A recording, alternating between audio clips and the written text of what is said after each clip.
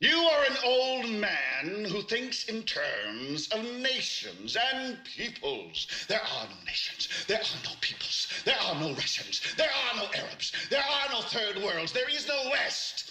There is only one holistic system of systems. One vast and immane, interwoven, interacting, multivariate, multinational dominion of dollars. Petrodollars, electrodollars, multi-dollars, Reichmarks, rins, rubles, pounds, and shekels. It is the international system of currency which determines the totality of life on this planet. That is the natural order of things today. All right, Chad, how we doing? How's everybody doing? Oh, man. People are asking about the title. Yes, Doug Walker. Doug Walker won. So, funny thing. Last night, there was a new episode of Smiling Friends. The Adult Swim show. Now, I didn't watch it because I don't have cable. I gotta wait till that shit's on streaming. Gotta wait till they put it on Max or Hulu or wherever the fuck it goes. I don't even remember where the Adult Swim shit goes. But that show, Smiling Friends, is actually made by some YouTubers. Oni Plays, those guys. And they like to put in micro celebrity guest stars. So they had Doug guest starring last night. The Doug Walker cameo. And it's really no big deal, but the thing is, a lot of people went nuts. A lot of people fucking flipped their shit.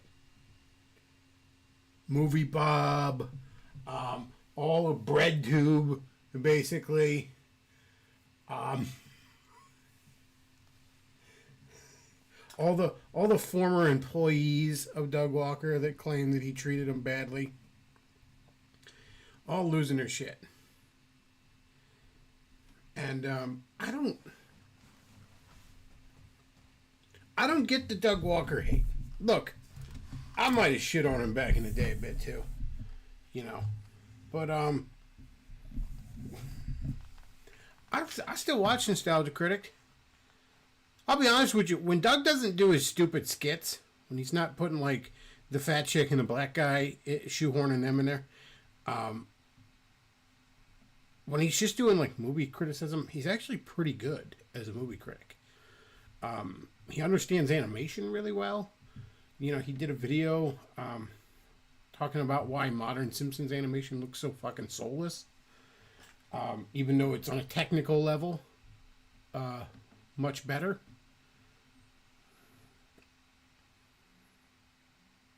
I like Doug. I don't know him personally, but I like him as a content creator.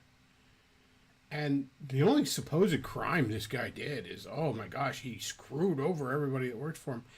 And the more I look back on that, the more I'm like, can you imagine trying to run Channel Awesome back in the day? Can you imagine having to tard wrangle like literally dozens of socially maladjusted fucking autists who now all think they're fucking superstars because 10,000 people watch one of their videos? Imagine that. And you're trying to make a movie like To Boldly Flee or fucking Kick-Assy or whatever. You're on, you know, like, oh, he skirted regulations on movie making. It's like, of course he did. He was trying to make it on like 10 cents with a bunch of amateurs. Of course he did. Oh, it was really hard, guys. Oh, we were really tired and thirsty and it was hot out. The more I look back on his complaints, I'm like, y'all motherfuckers never worked a day in your life, have you? y'all really have just... Like, I've never been on board with that boomer neocon position that there should be mandatory military service for a number of reasons. I think that's a bad idea.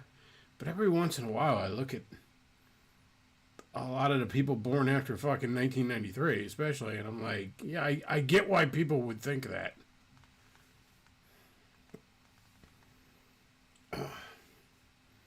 But yeah, so Doug Doug's still doing his thing. He's still making money. He's still successful. And you know the other thing. Here's the great thing about him being on Smiling Friends. Back when those guys did, am I even saying it right? Oni Plays? I hope I'm even pronouncing that correctly, because I didn't watch a lot of it. I've only watched clips, and I'm not sure I've ever heard the name said out loud. But back when they used to do that, one of the things those guys used to do is relentlessly roast the fuck out of Nostalgia Critic. A lot of E-celebs, they used to roast the fuck out of Linkara. And a perfect fucking, perfect comparison, perfect contrast. Linkara would be like on stream, and somebody in Super Chat would ask him, like, what do you think of the Oni Plays guy? You think, I don't know, sons of bitches. Hey, they make me so mad. Meanwhile, somebody had asked Doug, and he'd be like, that shit's hilarious. And, Linkara, you could probably be on Smiling Friends, too, if you weren't such a cunt. Movie Bob's all mad about it. It's like, I don't know, Movie Bob. Maybe if you didn't spend all day, every day on Twitter openly fantasizing about genociding all the people that were mean to you in high school, maybe some people would actually want to associate with you.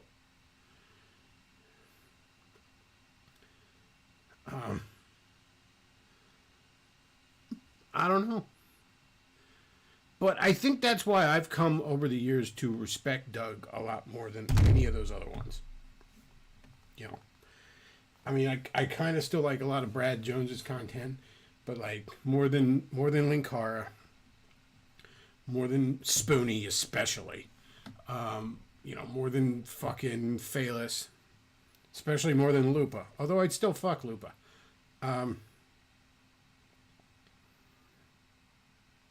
Doug can take a roasting. And I almost called this video the roast metric, because the titles are worthless, because I just ramble on. Even if I have an idea what I'm going to talk about, we're going to go off on tangents if I'm here for any length of time. Which depends on them super chats, chat. Where's them super chats, okay? Let's keep them super chats coming.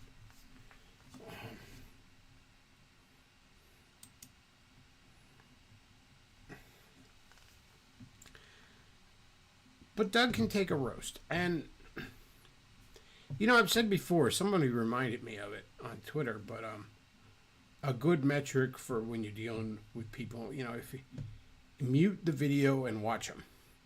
Now, look, I understand a lot of people are nervous on camera, especially if they haven't been on camera a lot, but I'm talking about the guys who have done this for a while. They've been on camera for a while. Mute it. What does their body language tell you? I remember one guy that was like, I think he was like with TRS or something. He went by the name Ghoul, which turned out to be rather fitting. I remember the first time I saw him, just on a visceral level, made my skin crawl. And it wasn't anything, if you just saw a picture of him, you wouldn't think that. But just seeing his mannerisms, I was like, oh, that motherfucker's evil as hell. And then a bunch of shit came to light about him that kind of proved my point. But that's neither here nor there. Nobody remembers him, and he's not worth remembering. Point is, I've always said that, you should mute it. Look at their body language. What does the body language of Steven Crowder or Nick Fuentes tell you? You know what I mean? If you're going to be honest with you, But another metric I think is important. And this should especially apply to politics. If somebody's starting a movement or whatever the fuck, they want, somebody's out there and they think they want to tell you how the world should fucking work. Can they take a roast? You know what I mean? How would they respond to even good nature? Not even good nature review. Even just, somebody going for the fucking jugular. How would they respond to that?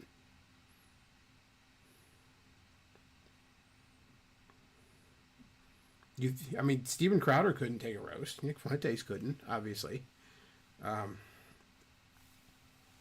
in politics, Doug Wilson is a big Christian conservative coming up there. I guarantee you he couldn't. Oh, most of the social conservatives couldn't. Most of the fucking lefties can't anymore. Somebody like Tucker could.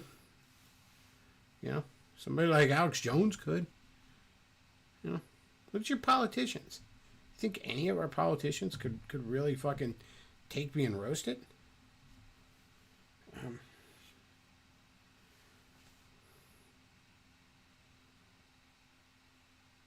That's a big thing.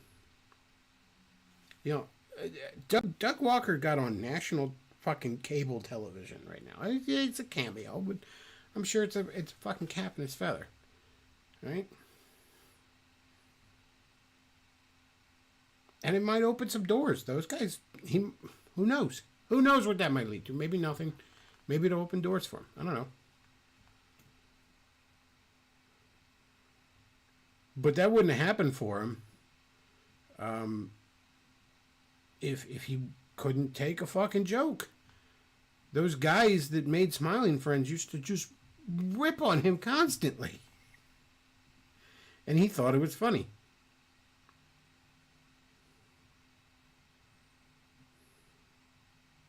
So he's just capping his feather. Yes, I misspoke.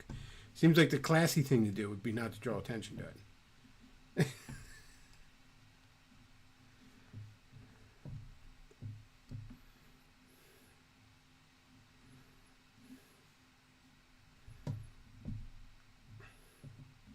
But yeah, that is an opportunity that opened up for Doug Walker, because he can take a roast. Meanwhile, Linkara is stuck on YouTube, you know, shitting on Frank Miller. Don't give him back his jacket. That's right, chat. The great Linkara.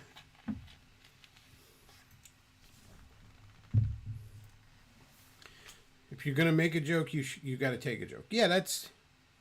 I remember, I still was doing like my blog, but I wrote some posts shitting on Lindsay Ellis back in the day, and I don't think she ever responded. Not that I know of, but some of her fans fucking did.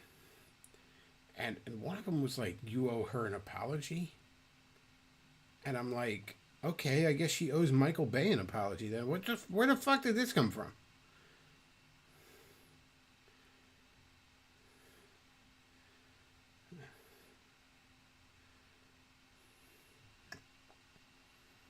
Yeah, you got to be able to take a joke, man. You got to be able to take the criticism. You know, we were shitting on Eric July last night. You know, what's one of the biggest reasons that the Eric July hate has caught so much steam? I mean, yeah, his comic book is pure liquid dog shit, and he should probably be deeply ashamed of it. But also, you know, the slightest bit of criticism and he chimps the fuck out. It just makes more people want to shit on him.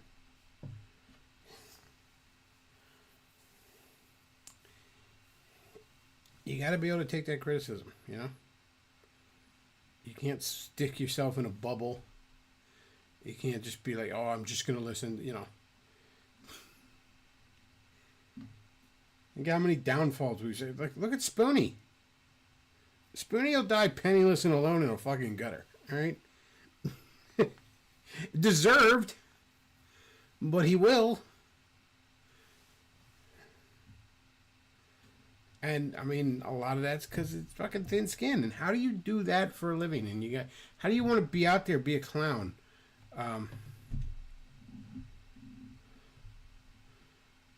So he says he monetizes his chimping out, so there's no downside to him chimping out. Yeah, I think there's a lot of diminishing returns on that shit. Trust me, Eric July in 5 years tops, going to be broke as a fucking joke. And not able to get any fucking money in. Okay? I guarantee you. Because this is fleeting, all right? Nobody's going to even pretend to care about Isom in 5 years. Right now, because the culture war and all this other dumb shit, everybody wants to pretend. Nobody actually likes Isom, by the way. But everybody pretends to, right? Nobody's going to be doing that in 5 years, okay? And I guarantee you he didn't save his money. I guarantee you. The Glenbeck money's going to dry up, all right?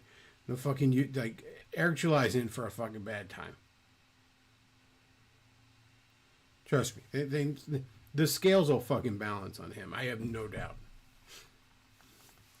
She says, I legitimately think To Boldly Flee is a good movie. The pacing was perfect. All the characters got their moment. It was able to apply emotionally resonant. I like To Boldly Flee. Now, it's the first of those movies I ever watched. Because I literally kind of discovered that whole crowd right as that was about to come out or was coming out or something. But I like To Boldly Flee. It's my favorite of those movies. It's not great. But none of them are. I like it more than Kick-Assia. I like it more than the other ones, the names I can't remember. To Boldly Flee made me laugh. A couple of times. Just legitimately made me laugh.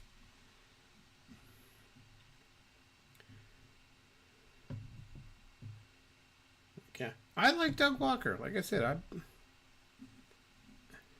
he did a video a couple years ago. A few years ago now, I guess. Where he fucking reviewed the Barney the Dinosaur movie of all fucking things. And you're like, okay, that's just something where you make some jokes. But he actually made some interesting fucking points about like children's television. He talked about, and it's something never really thought of. I was like 10 years old when Barney the Dinosaur came out. So I was way too old to be into it. If anything, I was old enough to be in the crowd that was making fun of Barney the Dinosaur. Because everybody that was over like 4 was relentlessly roasting Barney the Dinosaur. Fucking hated Barney the Dinosaur. But when you think about it, that's a weird fucking phenomenon right there.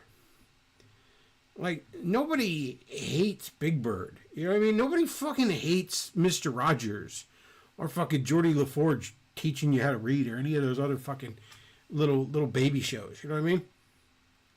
But everybody hated Barney the Dinosaur. So Doug kind of took reviewing that stupid Barney the Dinosaur movie as an excuse to kind of analyze why. And it's an interesting question that, I mean, I hadn't really thought of Barney since 1993, basically, but it's an interesting question I never really thought to ask. Why did everybody older than at least 7 look at Barney the Dinosaur and be like, fuck that motherfucker? And he talked about a lot of things, like just some simple things about the expression, you know, the permanently stuck expression on Barney's face. And, you know, that constant weird smile.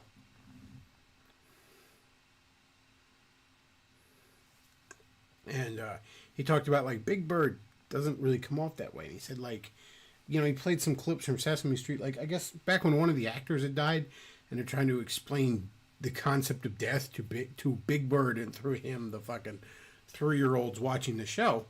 And it's like, can you imagine one of the human actors trying to explain the concept of death to Barney while he sits there with that grin on his face? It would look like Barney killed him.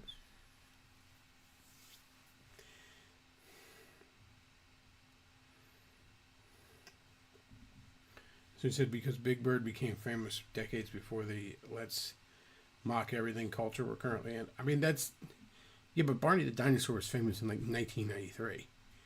Like, yeah, there was a satire culture, but that wasn't the knee-jerk reaction of everything back in 1993. Like, back in 1993, The Simpsons were still controversial, okay?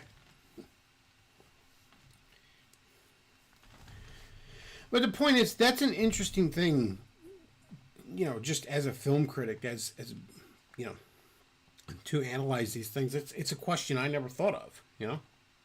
Why did everyone just kind of recoil at a fucking, you know, baby character like that?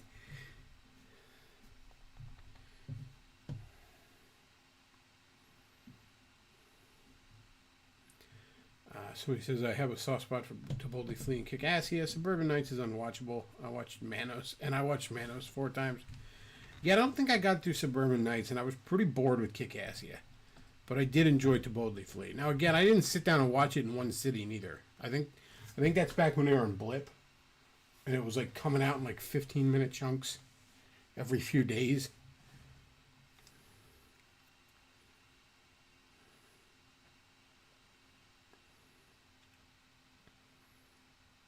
Yeah, all these like Channel Awesome people like, oh my gosh, it was really hot when we made to Boldly Flee, and we didn't get enough breaks and stuff. And it's like, yeah, because it was an amateur operation. Like a lot of those. Look, I worked in a Halloween show a few years in my young adult life, not even consecutively, but probably like 4, maybe 5 years all totaled. I think I worked like 2, 3, and then like 2 different years. A lot of times I didn't have the time when I was working full time as an adult because you just don't. I didn't have Friday, Saturday, and Sunday nights to spare for it. But the point is, I was one of the actors in these Halloween shows. The haunted hay rides and haunted barns and all that kind of good happy horse shit. And like, that could be some grueling shit. Okay? We're talking, 5 hours at least, but maybe like 7, 8, 9 hours. No fucking breaks. There's no such fucking thing as a break. Like my break, I remember like my one scene in the fucking barn, or a couple different scenes in the barn, or even in a hayride, same thing. The group of people would come through, even in the barn when it's not on like a hayride, the guy would let them through in groups. Because you had to then reset your scene up, you know what I mean? And, like, that's it. That was your fucking break, you know what I mean? Maybe a minute or so in between having to do your scene. You got a little cubby hole back there with a big jar of water and a jar to piss in. You make sure they're clearly labeled. And that's it. That's the closest thing to a fucking break you have in all that fucking time. And it's tiring. It's fun. I'm glad I did it. It was a great fucking experience. But... we weren't exactly meeting all the fucking requirements and labor laws, you know what I mean? To say nothing of the copyright fucking issues we were skirting.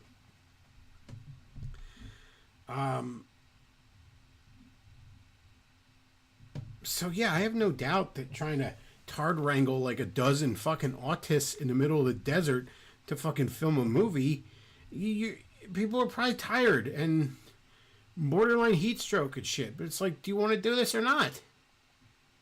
You can go work at McDonald's and they'll make sure you get a break every 2 hours. I don't know what to tell you.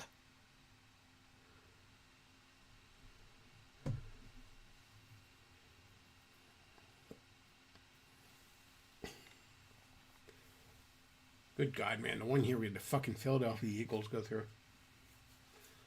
And I just remember because it was like a group of just giant ass motherfucking dudes. Most of them were black. Wandered through, and I don't know football.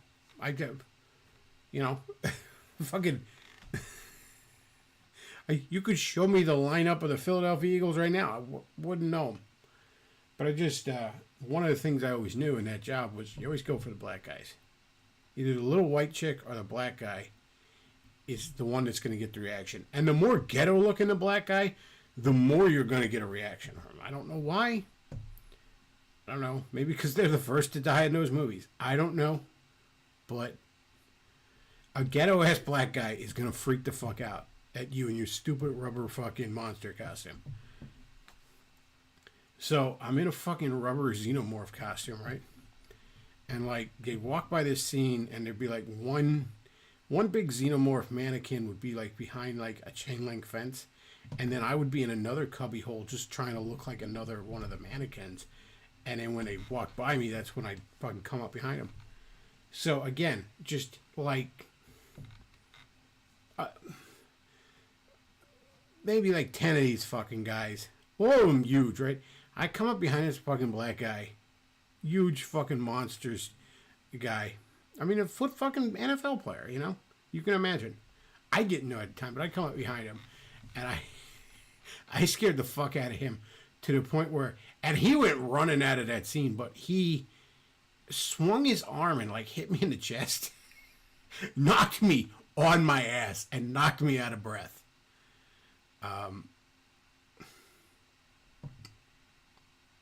And I remember I had a big ass fucking bruise on my chest when I got home too. Jesus. But at the end of the night, I come out there and the one guy, Frank was his name. He would come through at the. He was the guy, you know, he's dressed like a zombie or some shit, but he's like letting people into the fucking barn. You know, he's making sure the crowds are spaced out enough. You can.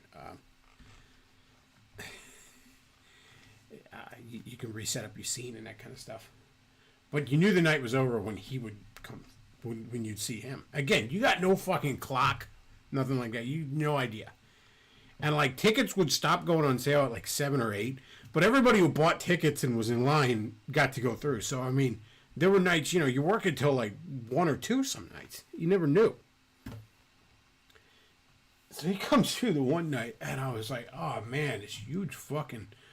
As we're coming out, and I'm like, this huge fucking black guy just knocked me on my ass, and he points over at the fucking parking lot at the field, and a big ass fucking Philadelphia Eagle bus is out there, and he goes, yeah, that was. He even told me a name, couldn't fucking tell you. That was so and so from the. There was probably so and so from the Eagles or something. Yeah, the Eagles were. I'm like, all right, cool, I guess. Got fucking knocked on my ass by an NFL player. That's kind of cool. No, Chad, he didn't steal my wallet. I'm sure he wasn't hurting for money. Maybe he's hurting for money now. It was fucking... I doubt he's in the league now, whoever he was. Like 20 fucking years ago. He might be hurting for money now, unless he's got some cushy fucking... analyst job over at ESPN or something. It's one of them jobs where you gotta watch your money.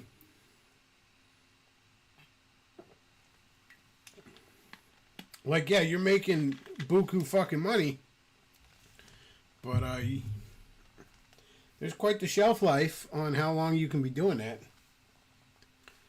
Oh, man.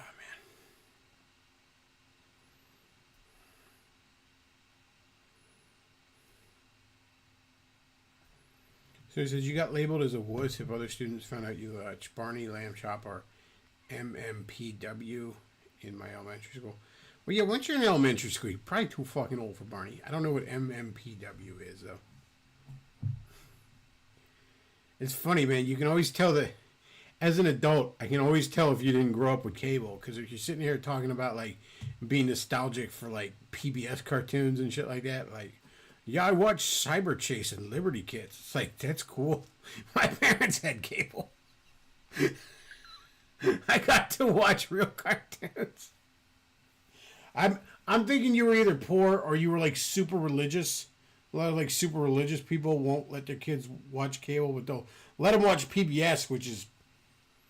I don't know why evangelicals think PBS is okay. Like, you're better off letting your kid watch fucking Nickelodeon. At least it's communist propaganda either way, but at least fucking Nickelodeon's funny.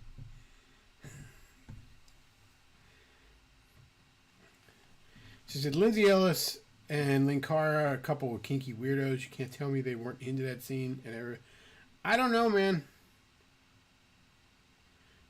I don't think Lindsay Ellis is kinky. I think Lindsay Ellis is probably a dead fish. Like, Lindsay Ellis probably, like, straight up is just a terrible fuck. Like, just... I think she's the opposite of kinky. I think she's that kind of feminist that's probably just a straight up prude, especially now. So it says PBS is good because it's boring and uneventful, therefore it's moral.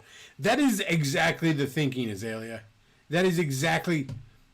Oh, man, what was it? So he said, oh, it's infantilizing. That makes it godly. Yeah, what was it? What was it Undertow used to always say? That with evangelicals, they don't understand the difference between manners and morality. Apparently, Jolly Rancher Ninja Turtle says he meant to say MMPR. Mighty Morphin Power Rangers? Okay. I was like in 5th grade when Mighty Morphin Power Rangers, so I was just getting old enough. Like, I was too old to get any of the toys. I was just getting old enough to where it was kind of... Once you get into, like, middle school, it was seen as uncool to watch that shit. I mean, I still watch fucking cartoons and shit. I never went through the phase where I stopped watching cartoons. I maybe just went through a phase where I kept it on the DL. So I was too old to be like super into Mighty Morphin Power Rangers, but I mean, kids fucking were. My God, that was a huge ass fucking phenomenon. I watched a little bit of the early shit. I have a little bit of nostalgia for the early shit. And Boom Comics did a fucking Power Ranger comic that's great too, by the way. If you did have nostalgia for it. So he said, what happened to Lindsay after her Asian's eye stunt? I know Lindsay is on like NPR and fucking PBS and shit like that. She's getting all kinds of Soros money and bullshit like that. She doesn't have any organic audience anymore, but she's set. She ain't going nowhere.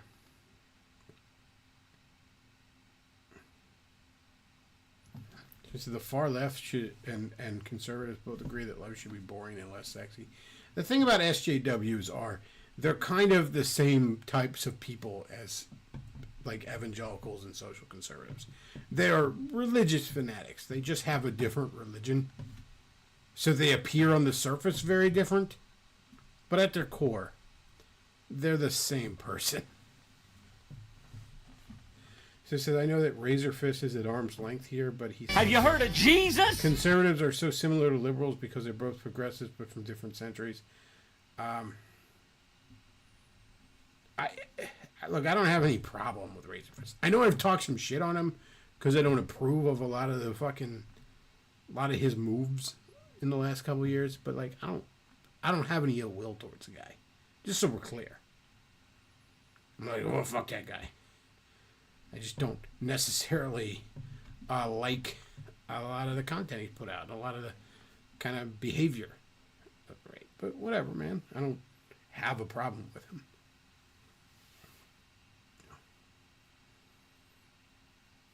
Starfire Gooner sends $10. Thank you very much. Says, how much you want for a Teen Titans review? Like a review of the cartoon? Man. I mean, to do an honest review of the cartoon, I'd actually have to sit down and watch the whole fucking thing. Which doesn't really sound like fun. I assume we're talking about Teen Titans, the '03 cartoon. Yeah, watching that whole fucking thing does not sound like fun.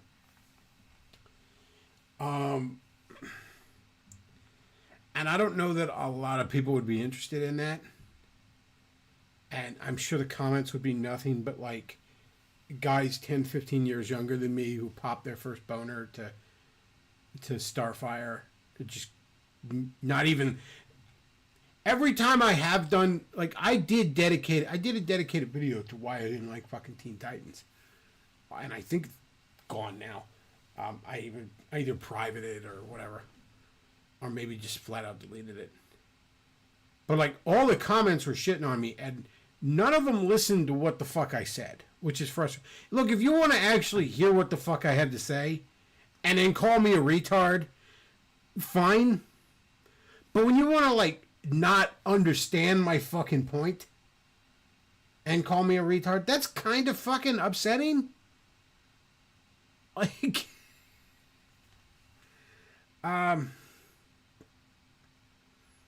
So I don't know, man.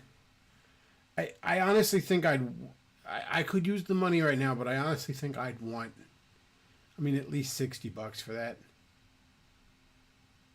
Like, and I'm probably lowballing that because who cares what I have to say? I got 22 people listening now, but I don't know, man. So it says Razorfist blocks people. F him. He does love his block button. There's no getting around that. He loves that block button. He loves it almost as much as he loves 15-year-old pussy. So he says, as much as I love Razor Fist, I wish he would stop simping for Spoonie, a guy who would hate his guts and want him dead if he ever met, God forbid. I honestly think like that's kind of why he stopped coming on the show, is because I was shit-talking Spoonie. I don't know, but that's my theory. So I like your Thunderbolts review. Bring that one back. I think that's still on. That's still here. I don't know if it's unlisted or not. And I am proud of that one. And I am proud of the Blue Beetle one I did, History of the Blue Beetle. And I am proud of the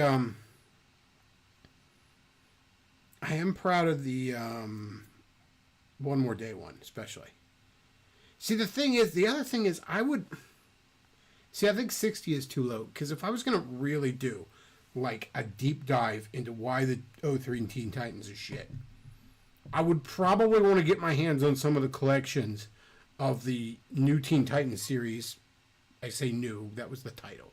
The New Teen Titans from the 80s. That show is largely based on and largely butchering. Because that's why I don't like it. Chief.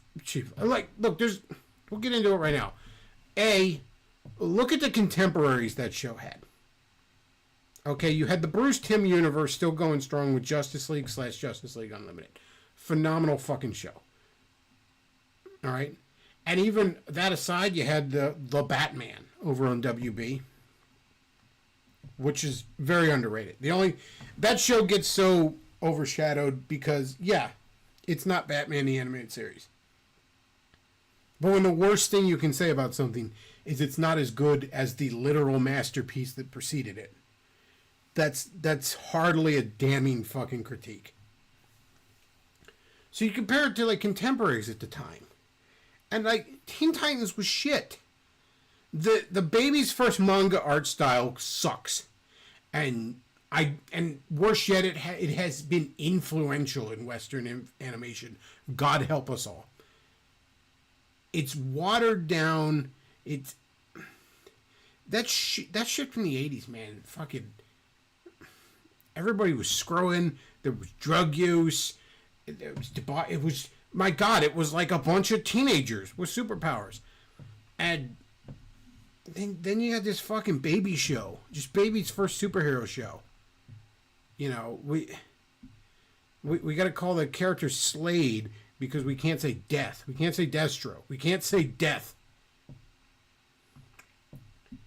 And then the biggest fucking problem is that the 2003 Teen Titans show misses the central point of Teen Titans as a concept.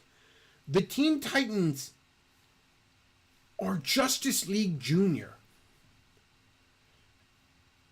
They are the Junior League of the Justice League. They're the sidekicks. They're a bunch of teenagers, most of whom are sidekicks, and they are stuck in the shadow of their older fucking mentors, hoping to one day live up to that. It happens in the Teen Titans book that Dick Grayson stops being Robin and becomes Nightwing. And he says, I don't want to be Robin anymore because the word "and" is in front of my name. It's Batman and Robin. I don't want that. I want to be my own fucking guy. I don't even want to be the next Batman. I want to be my own damn thing. It's a young man essentially breaking out of his father's fucking shadow, for all intents and purposes, his father. Certainly a father figure. That's the drama there. Behind why Dick Grayson is still, to this fucking day, Nightwing in the comics, despite like 87 fucking reboots that have happened since then. You can't do that in the Teen Titans show because apparently it's a world where the Justice League doesn't fucking exist.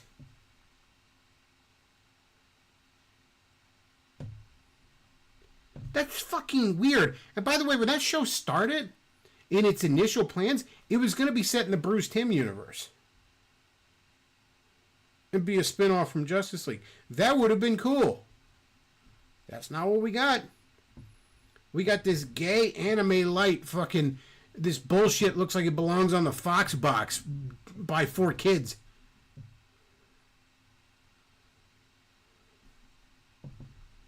Was this worth $10 so far? Yeah, I hope so. I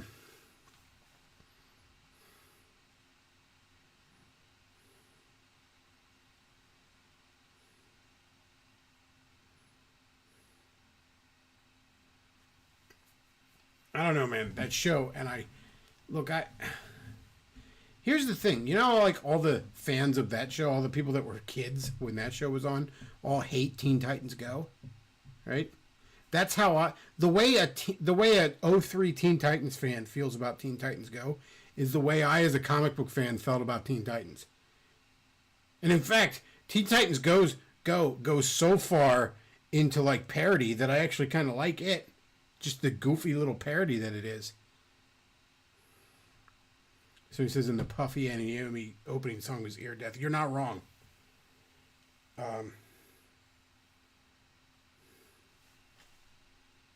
So he says, good point. I'm a bit older. It was fun at the time, but I didn't realize what it would set up for later. I didn't even hate it at the time. I've grown to hate it more now. Like at the time, I'm like, it's just another terrible superhero cartoon. There's been a lot of them. Like back in like 1999, we had a Spider-Man cartoon where he went to Counter Earth.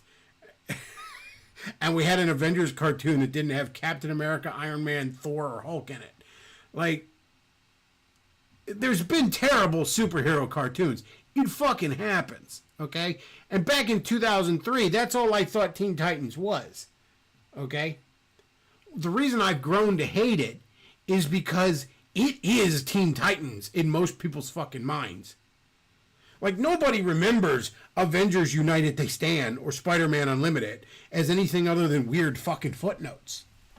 Alright? But Teen Titans is a definitive fucking version of those characters in most people's minds. And that's fucking sad.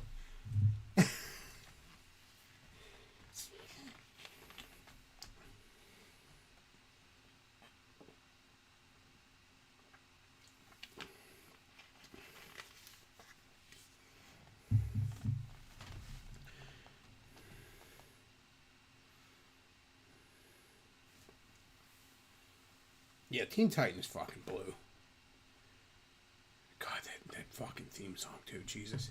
And like I said, at the time, I thought nothing of it because it's just yet another shitty fucking cartoon. Hell, for a while, I had the fucking PS2 game. Somebody got me for my birthday that year because I just love superhero games. I didn't have that. And I actually played through it and thought it was a halfway decent superhero brawler. Should have held on to it. It's like fucking $90 now. Superhero games on the PS2. PS2 is not pricey right now, but superhero games are fucking through the roof. I'm glad I held on to most of the ones I had.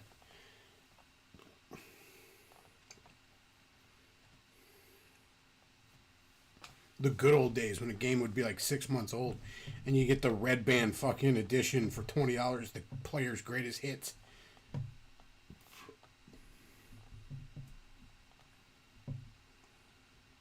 But yeah, the Teen Titans cartoon blows. Sucks. It's one of DC's worst cartoons. So he said, why the hell did Slade want Robin to be his apprentice? That never sat well with me. Well, it makes sense when it's actually Robin. It makes sense when it's Dick Grayson, who trained under Batman and is well on his way to truly being a great superhero in his own right. It doesn't make sense. Did they even name Robin in this cartoon? I didn't watch all of them. Did they even... Because I see people arguing over whether or not it was Dick Grayson.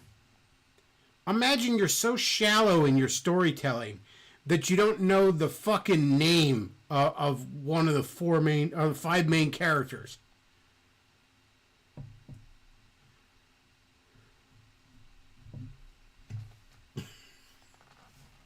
It boggles my mind people consider that a great show.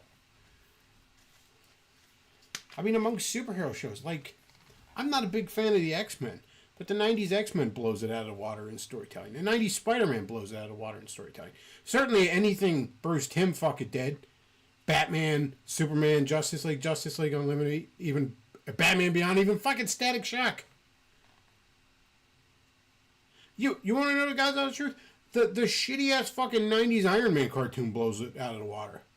The 90s Fantastic Four cartoon blew it out of the water. Everybody forgets those two. They weren't even on Fox per se. They were syndicated. It was hard to catch them back in the day because I had to get up at like fucking 6:30 in the morning. That's when my local channel played them.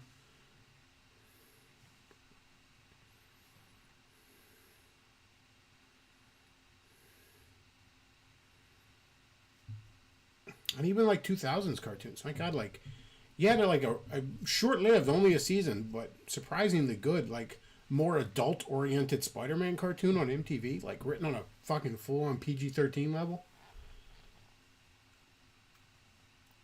Nobody remembers it, but a Superman and Legion of Superheroes cartoon in the 2000s. I mentioned it before, but The Batman from 2004. In the very late 2000s, early 2010s, you had Avengers: Earth's Mightiest Heroes, which is Marvel's finest cartoon.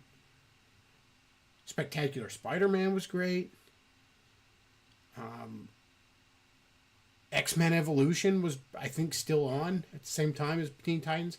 Wolverine and the X-Men is fine. It's all of these shows, all these superhero cartoons, blow Teen Titans out of the water.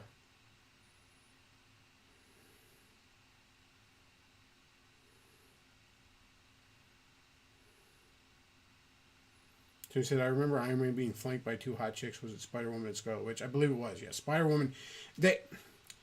For some reason, they couldn't use, quote-unquote, the Avengers, so they used Force Works, which was like a weird spin-off team of the Avengers from the 90s that had a lot of Avengers in it.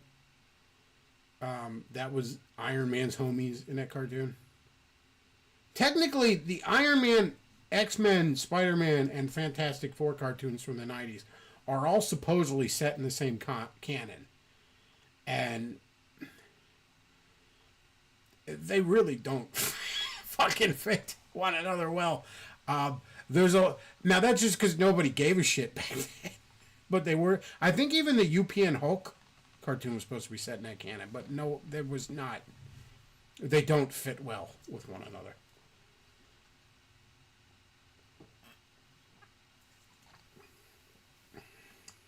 The UPN Hulk cartoon was great too, by the way.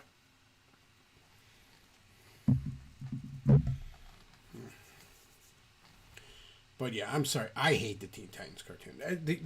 You got to be scraping the bottom of the DC barrel for me to hate something more. Like maybe Beware the Batman from a couple years ago.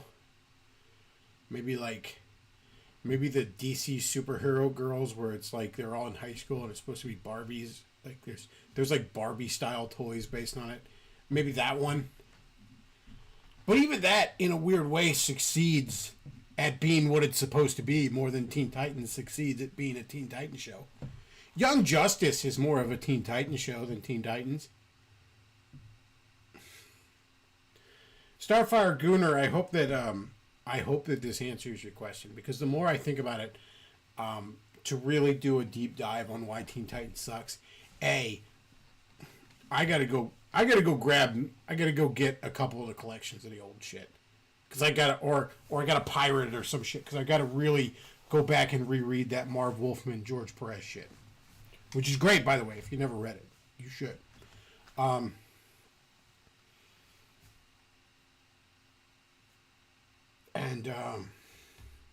Then I'd have to sit down and watch that whole ass fucking show, which sounds like a chore. Like, I don't mean to be all AVGN in the 2000s. Oh, it's a shitload of fuck, and I'd rather have a diarrhea dump in my face. No. But it does sound like a chore. It does not sound like I'd be having fun.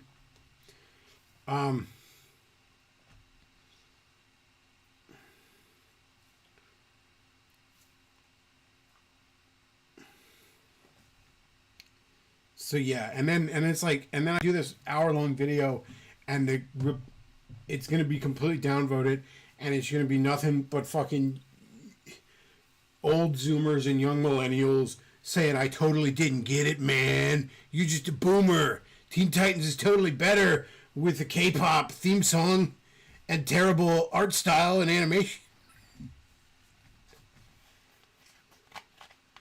Chat's asking if I liked X-Men Evolution. I did like X-Men Evolution. It was a weird kind of take. Like, they're on high school and shit, but, like, I don't mind that. It was fine. There was a lot of good things about that cartoon. I didn't finish it. Like, the last one I saw, and I'm told there was another season. For a while, I thought that it actually got canceled on a cliffhanger. The last one I saw was, like, the X-Men and the Brotherhood of Mutants. They were trying to stop Apocalypse from being resurrected or woken up or whatever, and they were, like, at his temple or something, and the door was opening and Apocalypse was about to reveal himself.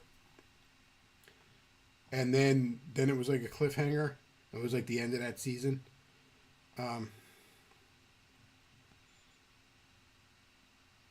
That's the last one I saw. So I don't know. I think I always just say with my, like, buddies, like, I think the best thing would be if Apocalypse just turned out to be a myth. Door opens, it's just fucking Geraldo looking at fucking Capone's vault or whatever. There's just nothing in there. All that fighting with each other over it, there's just nothing. Just a dead body in there.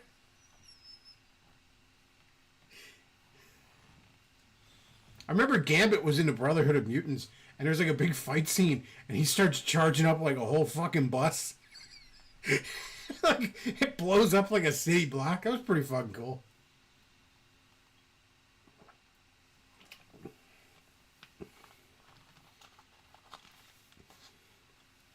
There was supposed to be, I read this, I think, in Wizard, that they were gonna do an episode that was gonna have Spider-Man in it, and it was gonna be because what was it, Spike, the fucking black kid that was basically Marrow, except he was a black dude. He was playing basketball, and they were gonna go play like Peter Parker's school, and he was like gonna be on the basketball team, like he was in the Ultimate Spider-Man comics after he got his powers and shit. And I had heard like that was like they'd even storyboarded that or had the script, but then Marvel didn't approve it for whatever reason, some sort of rights issues.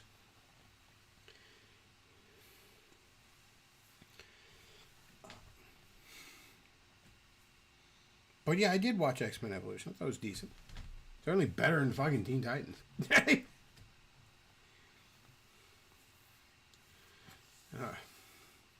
Apparently season 4 is available on Apple TV. I did not know that. I guess they made it way after the fact. So I guess it did end on a cliffhanger for a while. I mean, the MTV Spider-Man cartoon I mentioned ends on a fucking cliffhanger because they didn't get a season 2. That's because MTV was burying that show. Every once in a while a show like gets greenlit and it gets made, but like between the time of it getting greenlit and it finally going on TV, maybe the president of the network changed or somebody changed their minds and they're trying to kill it. That's what happened to the MTV Spider-Man show. Because I remember trying to catch it at the time. It would be like buried at like 10:30 on a Friday night and just never rerun again throughout the week. And cable TV used to rerun shit throughout the week, just across the board. Like, you'd have a new episode of South Park at like, and I don't know what it's like now because I don't have cable TV, but back then, this was like the standard model. New episode of South Park would be on at like 10 o'clock Wednesday. And then later that night, it would be on again at like 11 and 1 or something like that. And then like 2 or 3 other nights throughout the week until the next episode airs. If a cable TV channel only ran an episode once in a terrible time slot and never again throughout the week, you know they wanted to kill it. I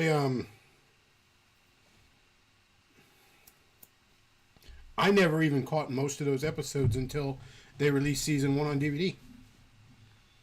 The only real flaw with that show, because it's sort of based on the Raimi movie, and only the first one was out at this point. It's largely based on that. The only real flaw in that is the villains. You have very few recognizable Spider-Man villains in it. You have Electro, who is completely different. He's almost more like the Jamie Foxx version that would come later. You have Lizard, who's okay in that. He's what you'd expect. You have the Kingpin, who is actually voiced by Michael Clark Duncan, and is basically the version from the Ben Affleck Daredevil movie, which is kind of cool, actually. Silver Sable's in it, but like, who gives a shit? And then they even like made up some fucking villains, like there was some Asian chick with a magic sword and shit like that. The villains sucked. The villains fucking blew ass in that show. And part of that was because it was sort of made to be not officially in canon with the Raimi verse, but kind of like that. And they were also like really restricted. Basically, any villains, almost any villains they thought they were going to use in later movies, they just wouldn't let the show use. So they're stuck with like making up villains Like, they did a character that's basically Black Cat, but not. And her name was Talon. And she's voiced by Eve, the rapper Eve, who's just awful in everything she fucking does. But other than that, the voice talent was pretty good. Lisa Loeb was the voice of MJ. Neil Patrick Harris was Peter Parker, I believe. Rob Zombie, of all fucking people, was Kurt Connors. Like I said, Michael Clark Duncan as the Kingpin. Michael Dorn is the voice of Kraven in that. And it's really weird. Kraven shows up, and he just talks about having fought Spider-Man before, even though he'd never showed up in the show. And the only thing I could think of is maybe he's referencing when Kraven was in the first video game based on the Raimi movie. I don't fucking know what they were doing there. All in all, though, really great fucking show. It's early CG animation, but it still holds up all right. It's not like Beast Wars ugly. It's not, doesn't look like Reboot or something where it's just like, geez, we ever thought this was good?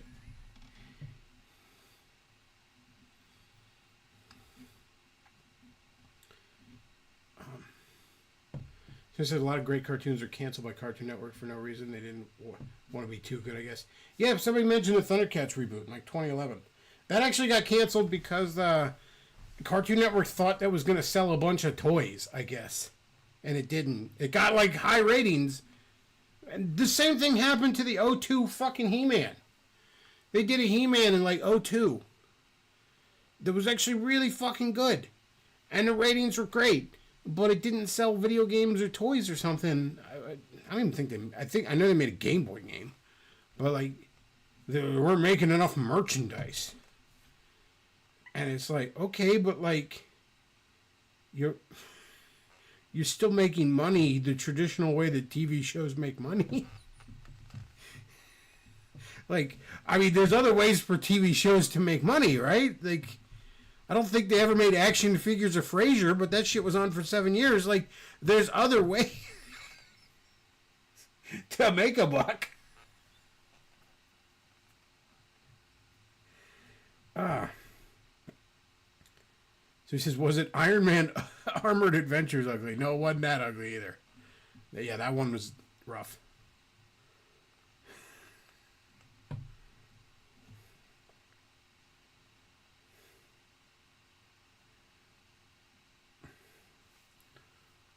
I can't remember if the He-Man... The people are saying the Thundercats reboot got canceled on a cliffhanger. Can't remember if the He-Man one did or not. That was another one where they kept... Once I guess they decided, fuck this, they would like only begrudgingly air the fucking episodes, so it was hard to even catch them.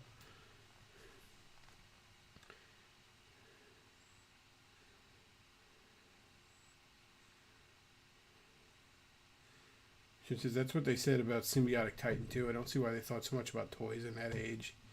Yeah, I don't understand. And not only that, but like, even back when that shit was a big deal, like in the 80s and 90s, you know what I mean? Like, I get it. G.I. Joe and Ninja Turtles, and they all wanted to sell toys. I get it. But, like, there were lots of cartoons that barely ever made toys, or they didn't make toys. I don't remember there ever being Animaniacs action figures. Or even really all that many Tiny Toons fucking toys. Like, all the comedy, I guess, quote-unquote, shows never really got that much fucking merchandise. I don't remember action figures for any of them. Like, clearly you don't have to have that part. You can just sell advertisements on your fucking cartoon. Like every other show does.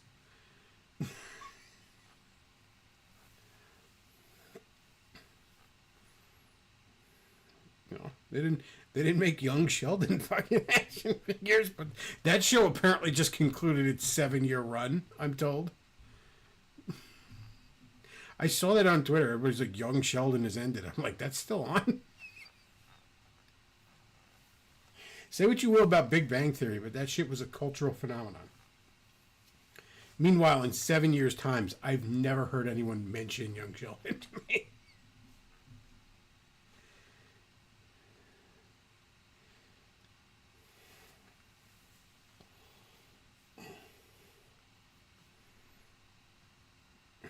Same with The Good Doctor. It just concluded a 7-year run. And the only thing I ever saw was when, like, I am a surgeon, Dr. Han. Like all the memes of that. That's the only thing I ever heard about that show.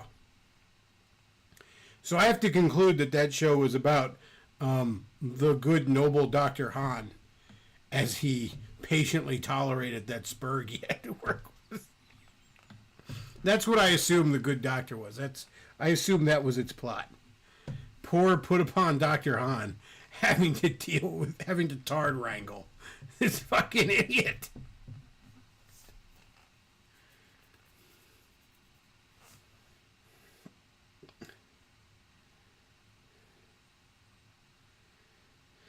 All right. Well, I think I've had about enough fun for today. We talked about Doug Walker. We shit on Teen Titans, which actually I always like doing. It's just, I don't know, man. For a full big hour-long video that everyone's going to hate anyways, and I got to buy some fucking reprints or find pirates of them online, and then I got to fire up HBO Max and sit my ass through this terrible show. What, do they make 4 seasons of that shit, too? Oh, God. 4 seasons. Just binge watching 4 seasons of Teen Titans. Just hearing this. God. The art style and animation is such dog shit in that show. How did any of you like that? And okay, fine, you liked it, but like, I liked the Mario cartoon back in the day, okay? And I could go back and like, wow, this writing is terrible and this animation is atrocious. Like, I get it. I'm not going to sit here and tell you should all watch Captain N. It's really great. No, that cartoon blew ass. All right? They couldn't even get the models of any of these characters right. I would never know that was Mega Man in that show if you fucking told me. But I watched it as a kid. I fucking loved it as a kid because it was stupid. Kids are stupid. So I get it. You were a kid and you were stupid, but I don't understand why you're still holding on to it. I'd be a lot less mad if y'all Teen Titans bros could just admit, oh, wow, that cartoon was shit.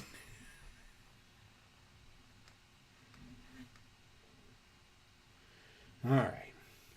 Well, I think that's it for today. But yeah, a full ass hour long review. I don't even $60 ain't even enough, man.